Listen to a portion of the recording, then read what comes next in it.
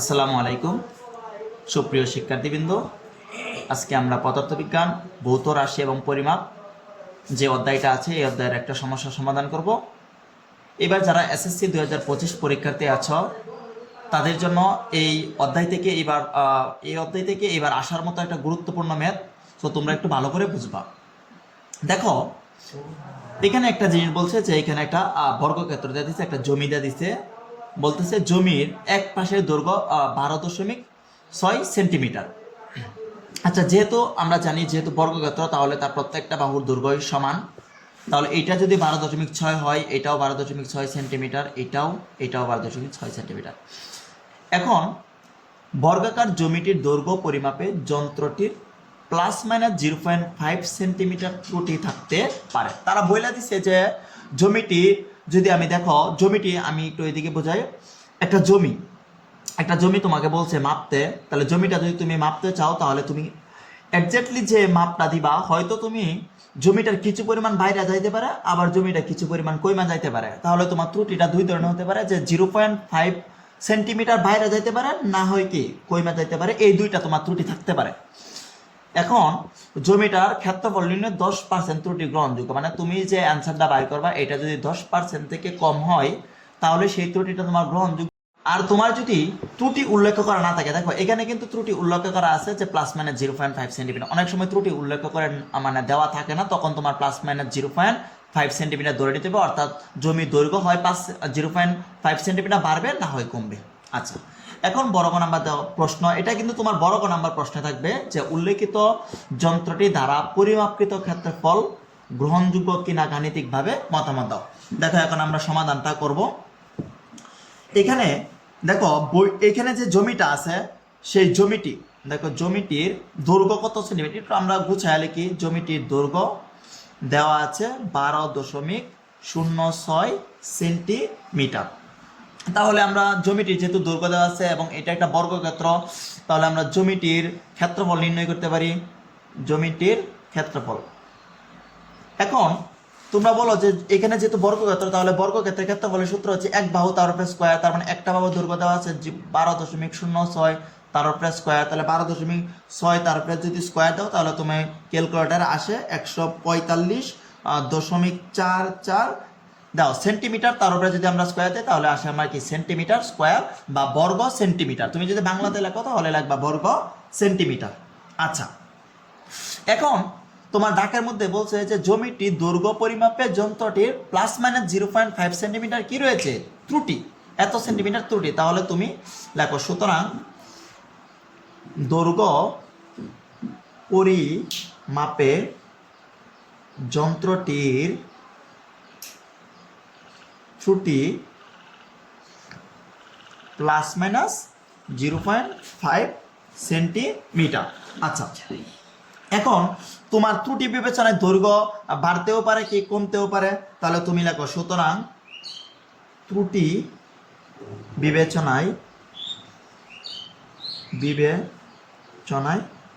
দৈর্ঘ্য, তাহলে ত্রুটি বিবেচনায় দৈর্ঘ্য কি, আমার দৈর্ঘ্য কত দেওয়া আছে 12.06, তাহলে ত্রুটি বিবেচনায় যে দৈর্ঘ্য 12.06 থেকে প্লাস মাইনাস কি হবে 0.5 হবে।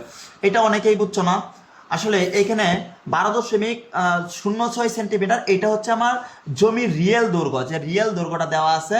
এবং আমি যখন জমিটা পরিমাপ করতে যাব হয়তো প্লাস মানে হচ্ছে 0.5 সেন্টিমিটার আমার বেড়ে যাবে, নয়তো 0.5 সেন্টিমিটার কমে যাবে। এই জন্য আমরা একবারে দিয়ে দিছি যে ±0.5 সেন্টিমিটার। এখন একবার যে বেড়ে যাবে তার মানে এটা হচ্ছে সম্ভাব্য বড়, আরেকবার যেটা কমে যাবে সেটাকে আমরা কি ধরতে পারি সম্ভাব্য ছোট। তাহলে আমরা সম্ভাব্য সবচেয়ে, এখন আমরা ত্রুটি বিবেচনায় দৈর্ঘ্য বের করছি এটা, তাহলে ত্রুটি বিবেচনায় আমরা ক্ষেত্রফল বের করতে পারি। তাহলে সম্ভাব্য বড় ক্ষেত্রফল। আচ্ছা, সম্ভাব্য বড় দৈর্ঘ্য কোনটা আমরা একটু দেখি। 12.06 প্লাস 0.5 এটা হচ্ছে আমার, যেটা হচ্ছে জমির দৈর্ঘ্য যদি বেড়ে যায় তাহলে সেটাকে বলে আমার সম্ভাব্য বড় ক্ষেত্রফল, বড় দৈর্ঘ্য। তাহলে বড় দৈর্ঘ্য যদি এটা হয় তাহলে বড় ক্ষেত্রফল কোনটা হবে, এটার উপরে স্কোয়ার।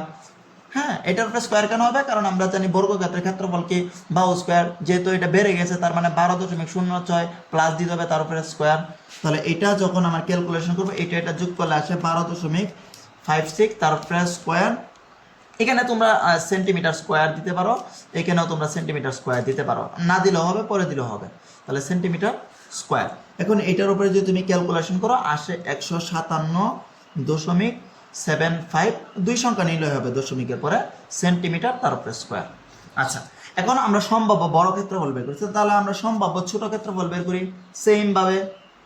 সম্ভাব্য ছোট ক্ষেত্রফল। আচ্ছা, এখন আমরা বড়টা যেহেতু প্লাস হয়েছে তাহলে ছোটটা কি হবে, মানে মাইনাস হবে 12.06 মাইনাস 0.5 তারপরে স্কোয়ার এবং সিএম তারপরে কি স্কোয়ার। এটা থেকে এটা যখন আমরা বাদ দিব তাহলে আমার আসবে 11.56 তারপরে স্কোয়ার এবং কি সিএম তারপরে কি স্কোয়ার। আশা করি তোমরা এই পর্যন্ত বুঝতে পারছো। আচ্ছা, আমরা এখন অপর পেজে যাই। দেখো, আমরা সম্ভাব্য বড় ক্ষেত্রফল বার করলাম 157.75 সিএম স্কোয়ার এবং সম্ভাব্য ছোট ক্ষেত্রফল বার করলাম। আচ্ছা, এটা ক্যালকুলেশন করলে আমার আসে 133.63 সিএম স্কোয়ার। আচ্ছা, সম্ভাব্য বড় এবং সম্ভাব্য ছোট ক্ষেত্রফল আমরা বের করে ফেললাম। এখন আমরা আসলে ত্রুটিটা মানে হচ্ছে বের করতে পারবো যে আসলে কতটুকু ত্রুটি হয়েছে। সুতরাং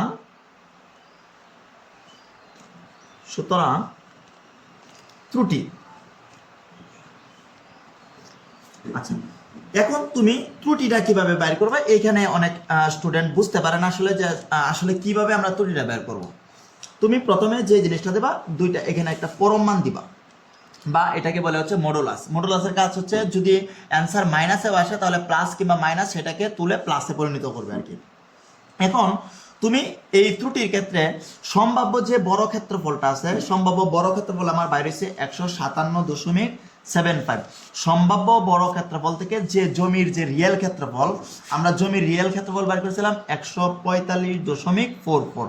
অর্থাৎ তুমি বড় ক্ষেত্রফল থেকে রিয়েল ক্ষেত্রফল বাদ দিবা এবং যে রিয়েল যে ক্ষেত্রফলটা আছে 145.44, এটা থেকে তুমি ছোট ক্ষেত্রফলটা বাদ দিবা, অর্থাৎ 133.63। এটা হচ্ছে সিএম স্কোয়ার, এটা হচ্ছে কি, এটা সিএম স্কোয়ার। আচ্ছা, এখন এটা যদি আমরা বাদ দেই তাহলে দেখো এইটা থেকে এটা যদি বাদ দেই আমার আসতেছে 12.31 তারপরে স্কোয়ার, এবং এটা থেকে এটা যদি বাদ দেই তাহলে আমার আসতেছে 11.81 সিএম তারপরে কি স্কোয়ার। আচ্ছা, তোমরা এখন একটু লক্ষ্য করো যে এইটা কিভাবে আসলো, আমি তোমাকে আসলে বুঝাই। আমি আর একটু চিত্রটাকে, ধরো এটা একটা বর্গাকার জমি। ধরো জমিটা যখন তুমি পরিমাপ করছো তখন তো তোমার ক্ষেত্রফল ধরো এতটুকু বাইরে গেছে। আচ্ছা, যদি এতটুকু বাইরে যায় তাহলে তুমি এর যে বড় ক্ষেত্রফল থেকে যদি এই রিয়েল জমিটা যদি বাদ দাও তাহলে তোমার কতটুকু বাইরে গেছে, তাহলে বের হয়ে যাবে এতটুকু অংশের মান বের হয়ে যাবে। অর্থাৎ তুমি বড় ক্ষেত্রফল থেকে রিয়েলটা যদি বাদ দাও তাহলে কতটুকু বাইরে গেছে সেটা বের হয়ে যাবে। এবং তোমার রিয়েল ক্ষেত্রফল থেকে ধরো এটা হচ্ছে রিয়েল জমি, এটা থেকে কতটুকু জমি কমে গেছে, যে তোমার কিছুটা পরিমাণ কমে গেছে, মাইনাস যে করছো কতটুকু কমে গেছে, এই রিয়েলটা থেকে এই ছোটটা যদি বাদ দাও তাহলে এই যে অংশটা তোমার মান বের হয়ে যাবে। এইভাবে আমরা আসলে ত্রুটিটা নির্ণয় করতে পারবো। এখন তোমরা লক্ষ্য করো যে এখানে একটা ত্রুটি আছে 12.31 আর একটা হচ্ছে 11.81। তোমরা চিন্তা করো, ভুল যখন আমরা বিবেচনা করি, ভুল কিন্তু সবসময় আমরা বড়টা বিবেচনা করি, ছোট ভুল কিন্তু কখনো বিবেচনা করি না। তাহলে আমরা যখন আপেক্ষিক ত্রুটি নির্ণয় করব সেই জায়গার ক্ষেত্রে আমরা যাকে চূড়ান্ত ত্রুটি হিসেবে বিবেচনা করবো, যে সবচেয়ে মেজর ভুল কোনটা, আমরা কখনোই মাইনর ভুলকে বিবেচনা করি না, যেটা মেজর ভুল সেটাকে বিবেচনা করি। দেখো এখানে মেজর সংখ্যা মানে হচ্ছে মেজর হচ্ছে যেটা বড় সেটা হচ্ছে 12.31, এটা হচ্ছে আমার মেজর ভুল। আচ্ছা, তাহলে আমরা চূড়ান্ত ত্রুটি হিসাবে আমরা বিবেচনা করতে পারি, চূড়ান্ত ত্রুটি হিসাবে আমরা বিবেচনা করতে পারি 12.31 সেন্টিমিটার স্কোয়ার, কারণ এটা হচ্ছে আমার বড়। আচ্ছা, এখন তোমার যে জিনিসটা জানতে হবে, তোমার পরীক্ষা মানে হচ্ছে হলে বলতে পারে যে আপেক্ষিক ত্রুটি কত শতাংশ আপেক্ষিক ত্রুটি এরকম বলতে পারে। তো আমার ডাকে চাইছে কি, দেখো আমার ডাকে চাইছে হচ্ছে যে উল্লেখিত যন্ত্রটি দ্বারা পরিমাপকৃত কতটুকু ক্ষেত্রফল সে গ্রহণযোগ্য কিনা, তার মানে আমার আপেক্ষিক ত্রুটি নির্ণয় করতে হবে। তাহলে আমার আপেক্ষিক ত্রুটি নির্ণয় সূত্র হচ্ছে আপেক্ষিক ত্রুটি। তাহলে আপেক্ষিক ত্রুটি তোমার সূত্র অবশ্যই জানতে হবে, সূত্র না জানলে তো আমার হবে না। চূড়ান্ত ত্রুটি ভাগ হইতেছে পরিমাপকৃত ত্রুটি গুণ 100, এইটা হচ্ছে আমার আপেক্ষিক ত্রুটি নির্ণয়ের সূত্র। তাহলে আপেক্ষিক ত্রুটি নির্ণয়ের সূত্র হচ্ছে চূড়ান্ত ত্রুটি বাই পরিমাপকৃত ত্রুটি গুণ কি 100। এখন দেখো চূড়ান্ত ত্রুটির আমরা মান পাইছি 12.31 সেন্টিমিটার স্কোয়ার, এবং আমার পরিমাপকৃত ত্রুটির মান কিন্তু আমরা পাইছি যে রিয়েল যে জমির ক্ষেত্রফলটা সেটা হচ্ছে কি 145.44 সেন্টিমিটার স্কোয়ার, এবং গুণ কত পার্সেন্ট আছে 100%। এটা কিন্তু আমরা শতকরাতে নিব অর্থাৎ পার্সেন্ট, অর্থাৎ এটাকে যদি আমরা ক্যালকুলেশন করি তাহলে আমার 8.46% আসে। এখন তুমি ডাকের মধ্যে দেখো, ডাকে বলছে যে বইটির ক্ষেত্রফলে মানে হচ্ছে সরি জমিটির ক্ষেত্রফলে 10% ত্রুটি কি গ্রহণযোগ্য, কিন্তু আমার জমিটির ক্ষেত্রফলে আমার আসছে কত 8.46, অর্থাৎ জমিটি